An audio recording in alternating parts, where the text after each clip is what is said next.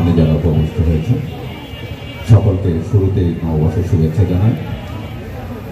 আমরা বরাবরই একটি কথা বলতে মনে হয় অভ্যস্ত হয়ে গেছি, সেটা হলো যে বাংলা আমাদের বৈশাখ নববর্ষ, এটা আমাদের হাজার বছরের ঐতিহ্য।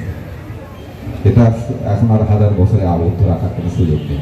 কারণ হচ্ছে আমরা যখন লিখছি 1431, তখন 1400 বছর পার হয়ে গেছে। তার মানে আমরা 1500 বছর পার হচ্ছি। যখন 1500 বছর পার হই, সেটা আমাদের লিখিত ইতিহাস। লিখিত ইতিহাস প্রকৃত ইতিহাস না। এটা ওই সময় থেকে লিখিত শুরু হয়েছে বলে আমরা 1431 লিখছি, কিন্তু এই ইতিহাসটা হাজার হাজার বছর আগে থাকে।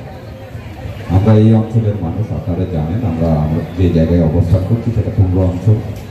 এই পুন্ড্র সভ্যতার ইতিহাস যদি আমরা ধরি, আমরা খনন করে যে স্থাপত্য নিদর্শন পেয়েছি সেটাই 2500 বছর।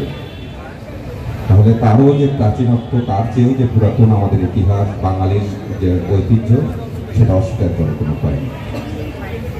আমাদের এখানে যদি ধর্মীয় সাম্প্রদায়িক যে চেতনাধারীরা আজকে বিষ বাক্য ছড়ানোর চেষ্টা করেন, তারা যদি বলে, তাহলে আমরা বহু দেশ থেকে আমাদের যে ইসলামী সংস্কৃতি এসেছে, সেটার সমসাময়িক সংস্কৃতি হচ্ছে আমাদের বাঙালির লিখিত সংস্কৃতি। কিন্তু তার আগের থেকে তো আমাদের এই ইতিহাস, ঐতিহ্য, সংস্কৃতি এই অঞ্চলে বিরাজমান। আমরা তারই ধারাবাহিকতা বহন করছি।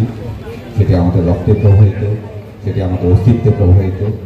সেই কারণে বৈশাখে যত অপপ্রচার হয়, যত সমালোচনা হয়, তার একটি মোক্ষম জবাব হলো সারা দেশের সকল বাঙালি একসঙ্গে রাস্তায় বেরিয়ে আসে।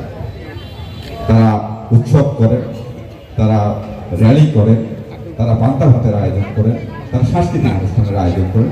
এটা করেন কেন? এটা কোনোভাবেই দমানো সম্ভব নয় বলেই আমাদের যে ইতিহাস, আমাদের যে ঐতিহ্য, আমাদের যে সংস্কৃতি, সেটা কারো দেখানো পথ দিয়ে চলবে না। আমরা আমাদের অস্তিত্বে যা লালন করি, সেটা আপনিই প্রকাশ পাবে। সেই প্রকাশ পাওয়ার স্বরূপ হিসাবে আমরা প্রতি বছর নববর্ষ উদযাপন করি, এবং সেটি আবহমান কাল ধরে চলে আসছে। আগামীতেও এটা চলবে, যত বিরোধিতাই থাকে। আমরা মনে করি বাংলাদেশে যে সরকার বর্তমানে শাসন ব্যবস্থায় রয়েছে, সেই সরকারকে বিব্রত করার জন্য এই সাম্প্রদায়িক শক্তি সেই আমাদের 1971 সাল থেকে শুরু করে এখন পর্যন্ত বিরাজমান। তারা তাদের অপপ্রচার চালাচ্ছে, তারা তাদের অপপ্রচার চালাবে। এতে ভয় পাওয়ার কিছু নেই, এতে শঙ্কিত হওয়ার কিছু নেই। আমরা আমাদের যে ধারাবাহিকতা, আমাদের যে প্রেরণা, আমাদের যে স্পৃহা, সেখানে সামনের দিকে অগ্রসর হব। পাশাপাশি একটি কথা বলি, সেটা হলো যে আমরা যেহেতু পৌরসভার মাননীয় কাউন্সিলর এখানে আছেন, উৎসব হচ্ছে এক পাশে, আলোচনা সভা হচ্ছে এক পাশে, মেলা হচ্ছে আর এক পাশে, এটা একটু দৃষ্টিকটু লাগে। সব যদি এক জায়গায় করা যেত, এটা সবচেয়ে ভালো হতো। কারণটা হচ্ছে যারা ওখানে কেনাকাটা করছেন তারা আমাদের কথা শুনতে পাচ্ছেন না, আর যারা কথা শুনছেন তাদের মনের মধ্যে কেনাকাটার আগ্রহ থাকলে ওই পাশে যেতে পারছেন না। যে কারণে এটা কিভাবে সমন্বয় করা যায়, এই বিষয়টা মনে হয় আগামী দিনে দেখা উচিত। কারণ আমরা যখন আমাদের ছাত্র অবস্থায় মেলা করেছি, তখন কিন্তু এই চত্বরেই সব কিছু হয়েছে, আমাদের ওই পাশে যেতে হয়নি। হঠাৎ করে কেন সেটা উল্টা হয়ে গেল, এই বিষয়টি আমাদের বোধগম্য না। এই বিষয়টি মনে হয় বিবেচনা করা দরকার। কারণটা হচ্ছে, আপনি যদি বলেন যে বাঙালি সংস্কৃতিকে বিকশিত করতে হবে, সামনের দিকে নিয়ে যেতে হবে, সকলের অন্তরে নিয়ে যেতে হবে, তাহলে সেই জায়গাটাকে যুদ্ধবদ্ধ করাটা খুব জরুরি বিষয়। আমি মনে করি যে সেটা বিবেচনায় রাখা দরকার।